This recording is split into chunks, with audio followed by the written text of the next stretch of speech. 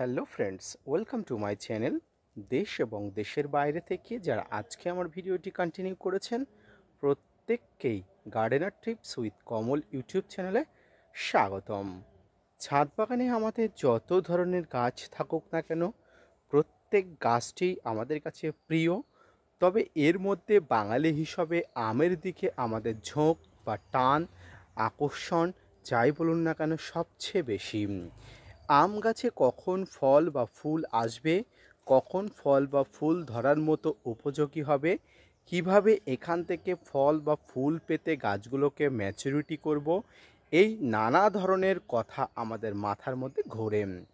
ঠিক তেমনই এক চিন্তাভাবনা থেকে আমরা ছাদ বাগানে থেকে শুরু করে বাড়ির এক চিলতে জায়গাতে বিভিন্ন নামি দামি আমের চারা নিয়ে আসি। কিন্তু সমস্যা হয়ে যায় কখন কি খাবার দিতে হবে, কি খাবার দিতে হবে সেটা নিয়ে। আজকের ভিডিওর আলোচনার বিষয়বস্তু ছাদ বাগানে আম গাছের মিশ্র সার কীভাবে প্রস্তুত করবেন, কি পরিমাণ খাবার দেবেন, কিভাবে গাছের খাবার দিলে গাছকে প্রচুর পরিমাণ বৃদ্ধি করা যাবে এবং কিছু খাবার আপনার রেস্ট্রিকশান থাকছে অর্থাৎ দেওয়া যাবে না, সেই খাবারগুলো কি আসুন আজকের ভিডিও থেকে জেনে নিন। না স্কিপ করে কন্টিনিউ করুন।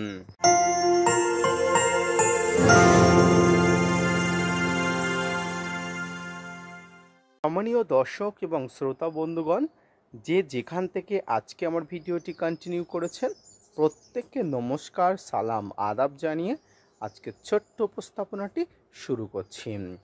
আম এমন একটি গাছ যে গাছটাকে কিন্তু সামান্য পরিমাণ পরিচর্যার মাধ্যমে বৃদ্ধি করা যায়। ছোট থেকে বড় যে আম গাছগুলোকে আমরা পরিচর্যা করি, সেই আম গাছগুলোকে যদি যথাযথভাবে বা সঠিকভাবে পুষ্টি প্রদান করা যায়, ছোট গাছগুলো একদিন বৃহৎ আকৃতির হয়ে উঠবে এবং সেখান থেকে প্রচুর পরিমাণ আম ফলবে। বর্তমানে বৃহৎ আকৃতি হওয়ার কোনো প্রয়োজনই হয় না, কারণ এই মুহূর্তে বিভিন্ন ভ্যারাইটির আমগুলো বাজারে প্রচলিত হয়ে গেছে। এদের মধ্যে থাইওয়ান বা বিভিন্ন ধরনের বিদেশি যে জাতগুলো আছে, বা সবচেয়ে বেশি জনপ্রিয় যে আমটি হলো কাঠিমণি। এই আম গাছগুলোতে মোটামুটি 2 বছর বয়সী হয়ে গেলেই সেই আম গাছগুলোতে কিন্তু প্রচুর পরিমাণ ফুল আসে, ফুল থেকে ফলও পাওয়া যায়। অর্থাৎ এক কথায় দরকার গাছকে কিন্তু ম্যাচুরিটি করা। তবে শুধুমাত্র ম্যাচুরিটি করলেই হবে না, গাছগুলোকে কিন্তু প্রচুর পরিমাণ স্বাস্থ্যবান করে তুলতে হবে। এই স্বাস্থ্যবান করে তোলার জন্য প্রয়োজন দরকার মতো খাবার। যে খাবার ছাদ বাগানে প্রত্যেকটি গাছের জন্য জরুরি, প্রত্যেকটি গাছে কিন্তু যথাযথভাবে প্রয়োগ করতে হয়। সম্মানীয় দর্শক শ্রোতা বন্ধুরা, আপনারা বলবেন যে কি এমন খাবার ছাদ বাগানে আছে যে খাবারগুলো খেলে ছোট থেকে গাছগুলোতে প্রচুর পরিমাণ মুকুল আসবে। দেখুন, আমার এই ছোট্ট একটি গাছ 2 বছর বয়সী এখনও হয়নি, ইতিমধ্যে 2বার কিন্তু মুকুল চলে এসছে। ফল ধরুক বা না ধরুক, গাছে কিন্তু মুকুল আসা দেখে কিন্তু একটা মানসিক শান্তি লাগে। আর এই মুকুল তখনই আছে যখন গাছ সুস্থ থাকে, স্বাভাবিক থাকে। এবারে যে বিষয়টা বলছিলাম সেটা হচ্ছে গাছের খাবার প্রদান। দেখুন, ছোট থেকে বড় যে কোনো গাছকে খাবার প্রদান অবশ্যই করতে হবে, তবে সেই খাবারের মধ্যে আম গাছের ক্ষেত্রে একটু বিশেষত্ব রাখতে হবে। কি বিশেষত্ব রাখতে হবে? যে কোনো গাছের খাবারের ক্ষেত্রে যে সমস্ত উপাদানগুলো দেওয়া হয়, আম গাছের ক্ষেত্রে কিন্তু বিশেষ করে সেই উপাদানগুলো অনেক ক্ষেত্রে দেওয়া হয় না। কি উপাদানগুলো দেওয়া হয় না সম্পূর্ণ ভিডিওতে দেখতে থাকুন, অবশ্যই তথ্য আলোচনা করব।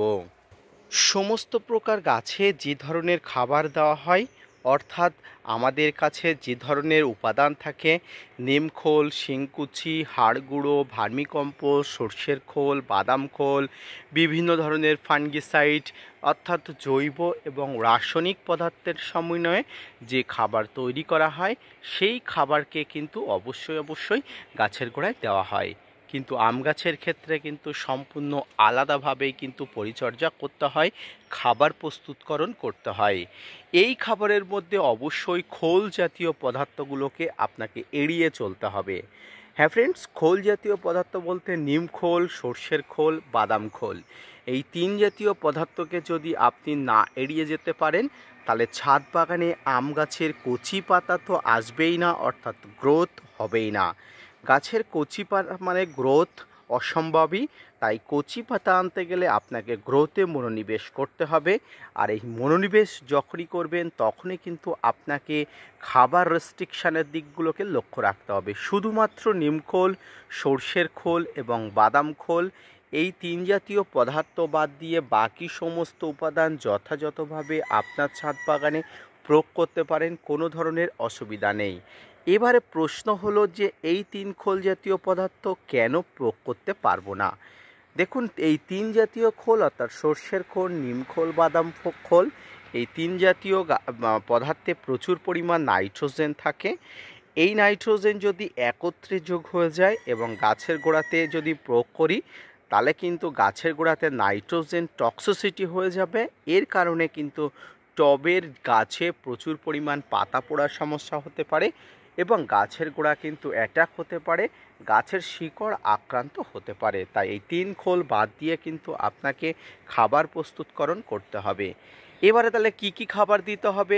এই খাবারের মধ্যে অবশ্যই হাড় গুঁড়ো, এই খাবারের মধ্যে অবশ্যই শিংকুচি, এই খাবারের মধ্যে অবশ্যই লিপমোট কম্পোস্ট, ভার্মি কম্পোস্ট, আপনার কাছে থাকা বিভিন্ন ধরনের বাড়িতে জৈব পদার্থ দিয়ে তৈরি করা সার। এই খাবারের মধ্যে রাসায়নিক সার হিসাবে আপনারা এসএসপি বা টিএসপি দিতে পারেন। অল্প করে আপনারা ফাঙ্গিসাইড দেবেন। এই খাবারের মধ্যে আপনারা বোরন দিতে পারেন। এই খাবারের মধ্যে মাইক্রোনিউট্রিয়েন্ট যেগুলো আছে, অনুখাদ্য মাইক্রোনিউট্রিয়েন্ট, সেগুলো দিতে পারেন। সিউইড এক্সট্রাক্ট দানাদার আপনারা অবশ্যই এই খাবারের মধ্যে দিয়ে দিতে পারেন।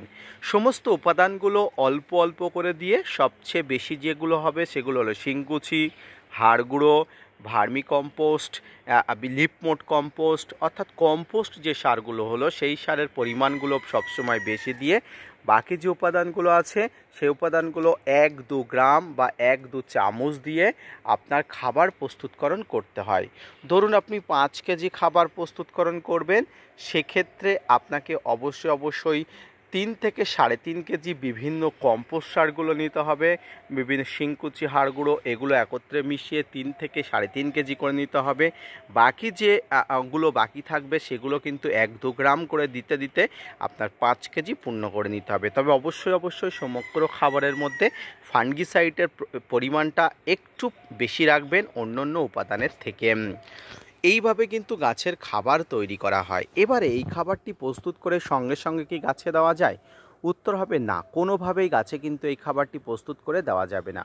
মিনিমাম 15 দিন জলের ছিটা দিয়ে আপনার ছাদ বাগানে গাছে কিন্তু জন্য প্রস্তুত করে রাখতে হবে এবং 15 দিন পরে এই খাবারটি প্রস্তুত করা যাবে। 15 থেকে 1 মাস পর্যন্ত রাখা যায়, 15 থেকে 1 মাস পর্যন্ত রাখতে হয়। এর কারণ কি, এর উপাদানগুলো একত্রে যখন মেশে তখন একটা হিট বা তাপ উৎপন্ন হয়। সেই হিট বা তাপ যদি সরাসরি গাছের গোড়াতে লাগে প্রবলেম হতে পারে। তাই এই সমস্যা থেকে এড়াতে অবশ্যই আপনারা 15 থেকে 20 দিন বা 20 দিন আপনারা অবশ্যই জলের ছিটা মাঝে মাঝে দিয়ে রেখে দেবেন। এরপরে খাবারটি একত্রে মিশিয়ে ভালো করে একে অপরের সঙ্গে মিশিয়ে নিয়ে তারপরে গাছের গোড়াতে প্রয়োগ করবেন। এইভাবে যদি গাছের গোড়াতে সার প্রয়োগ করেন, খাবার প্রয়োগ করেন, জৈব এবং রাসায়নিক পদার্থের কম্বিনেশনে যদি আপনি এই কাজটি করতে পারেন, আশা করব আপনার ছাদ বাগানে কোনো প্রকার গাছের, বিশেষ করে আম গাছের বৃদ্ধি কিন্তু স্তিমিত হবে না এবং দ্রুত বেড়ে উঠবে। এবারে বলি, আম গাছের খাবার প্রয়োগ কি এই সময় করা যায়?